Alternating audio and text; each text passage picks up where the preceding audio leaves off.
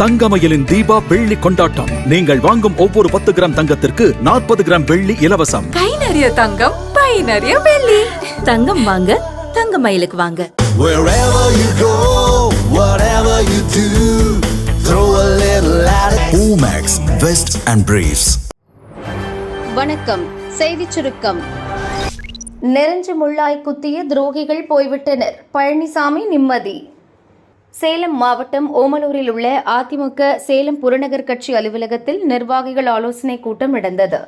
கட்சியின் பொதுச் செயலர் பழனிசாமி நிர்வாகிகளுடன் பேசும்போது கூறியதாவது: தமிழக சட்டசபை தேர்தலுக்கு நாட்கள் அதிகம் இல்லை, குறைந்த நாட்களே இருப்பதால் கட்சியினர் தேர்தலை நோக்கி சுறுசுறுப்பாக வேண்டும். கட்சிக்குள் நெருஞ்சி முள்ளாக சிலர் இருந்தனர். அவர்களை எப்படி அகற்றுவது என்ற குழப்பத்தில் இருந்தேன். அவர்களாகவே தவறு செய்துவிட்டு தங்களை துரோகிகள் பக்கம் இணைத்துக் கொண்டு வெளியேறிவிட்டனர். இனி அவர்கள் அனைவரும் நம்முடைய எதிரிகள்தான்.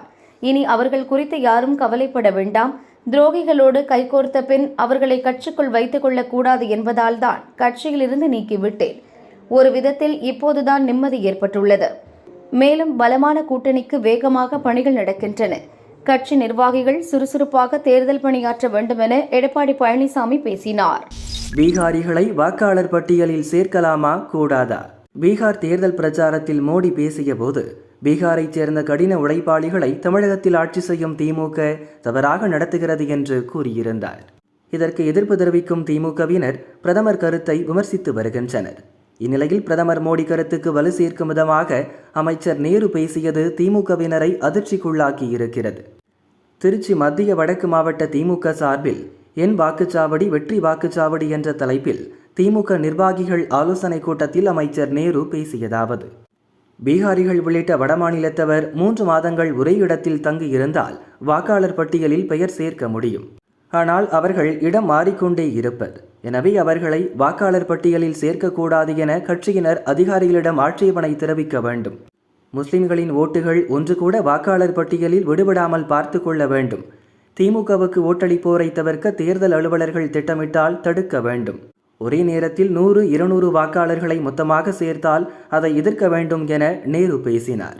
நேருவின் இந்த பேச்சால் பீகாரிகளை வாக்காளர் பட்டியலில் சேர்க்கலாமா கூடாதா என திமுகவினர் குழப்பத்தில் உள்ளனர்.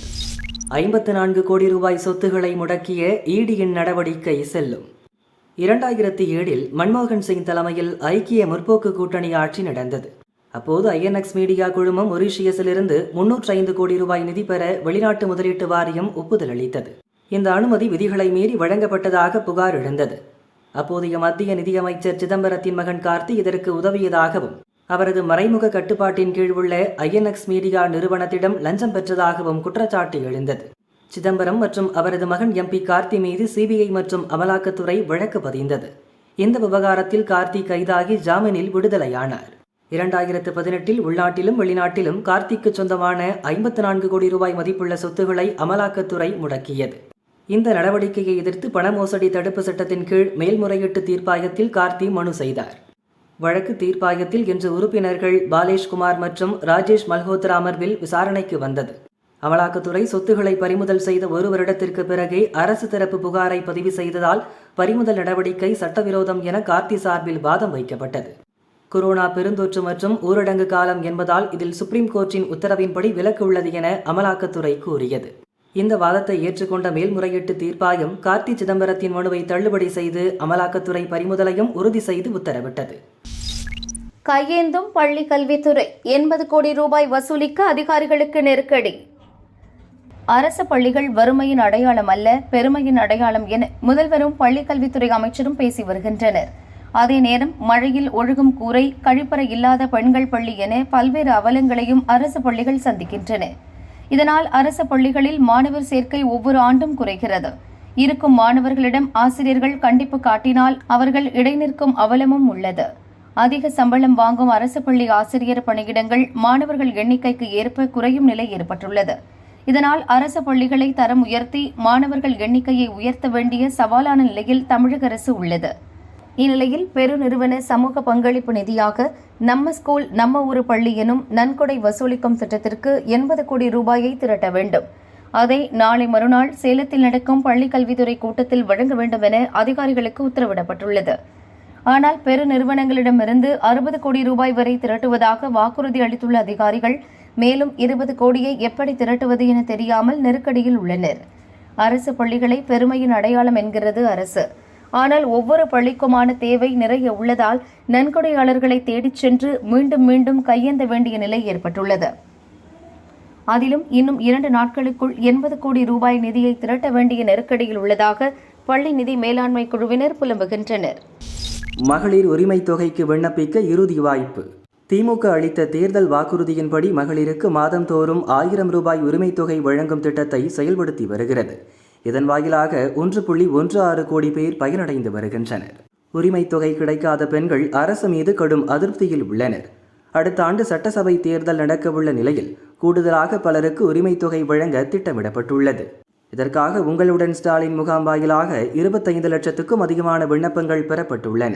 இவற்றை பரிசீலிக்கும் பணிகள் நடந்து வருகின்றன. இவர்களில் தகுதி உள்ளவர்களுக்கு டிசம்பர் 15 முதல் உரிமை தொகை வழங்கப்பட உள்ளது. இத்திட்டத்தில் பயன்பெற இதுவரை விண்ணப்பம் அளிக்காத மகளிருக்கு இறுதி வாய்ப்பு வழங்கப்பட்டுள்ளது. அவர்கள் மாவட்ட கலெக்டர் அலுவலகங்களில் நடக்கும் குறைதீர்வு கூட்டங்களில் இந்த மாதத்துக்குள் விண்ணப்பங்களை வழங்கலாம் என அறிவுறுத்தப்பட்டுள்ளது. மண்டல மகரவிளக்கு சீசன் ஆன்லைன் முன்பதிவு மாலை துவக்கம். இந்த ஆண்டுக்கான சபரிமலை மண்டல காலம் நவம்பர் 17 துவங்குகிறது. இதற்காக நவம்பர் 16 மாலை 5 மணிக்கு நடை திறக்கப்படுகிறது. 62 நாட்கள் தொடர்ச்சியாக நடக்கும் இந்த சீசனில் பக்தர்கள் தரிசனத்திற்கான ஆன்லைன் முன்பதிவு இன்று மாலை 5 மணிக்கு துவங்குகிறது. சபரிமலா online.org என்ற இணையதளத்தில் பக்தர்கள் முன்பதிவு செய்யலாம். தினமும் 70,000 பக்தர்களுக்கு ஆன்லைன் மூலமும் 20,000 பக்தர்களுக்கு ஸ்பாட் புக்கிங் மூலமும் அனுமதி வழங்கப்படுகிறது. பக்தர்களுக்கான விபத்து இன்சூரன்ஸ் திட்டம் கடந்த ஆண்டு 4 மாவட்டங்களில் மட்டுமே அமல்படுத்தப்பட்டிருந்தது. இந்த ஆண்டு கேரளாவில் எந்த பகுதியில் விபத்து நடந்தாலும் 5 லட்சம் ரூபாய் காப்பீடு கிடைக்க ஏற்பாடு செய்யப்பட்டுள்ளது.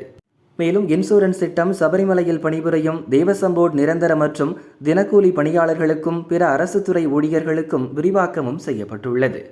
சபரிமலை பயணத்தில் மரணமடையும் பக்தர்களின் உடலை கேரளாவுக்குள் கொண்டு செல்ல 30,000 ரூபாயும் வெளி மாநிலங்களுக்கு கொண்டு செல்ல 1 லட்சம் ரூபாயும் ஆம்புலன்ஸ் கட்டண தொகையாக வழங்கப்படும். நிலக்கல் முதல் சன்னிதானம் வரை உள்ள பாதைகளில் மாரடைப்பு உள்ளிட்ட நோய்களில் மரணமடையும் பக்தர்களுக்கு இதுவரை உதவித்தொகை வழங்கப்படவில்லை. இந்த ஆண்டு இவ்வாறு மரணமடைபவர்களுக்கு 3 லட்சம் ரூபாய் நிதி உதவி வழங்கப்படும்.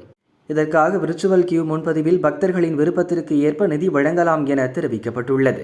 இன்சூரன்ஸ் உதவித்தொகை கிடைப்பதற்கு அடிப்படையாக ஆன்லைன் புக்கிங் முன்பதிவு கூப்பன் பரிசீலிக்கப்படும் என்பதால் அனைத்து பக்தர்களும் ஆன்லைன் முன்பதிவு செய்யும்படி திருவிதாங்கூர் தேவசம் போர்டு கேட்டுக்கொண்டுள்ளது.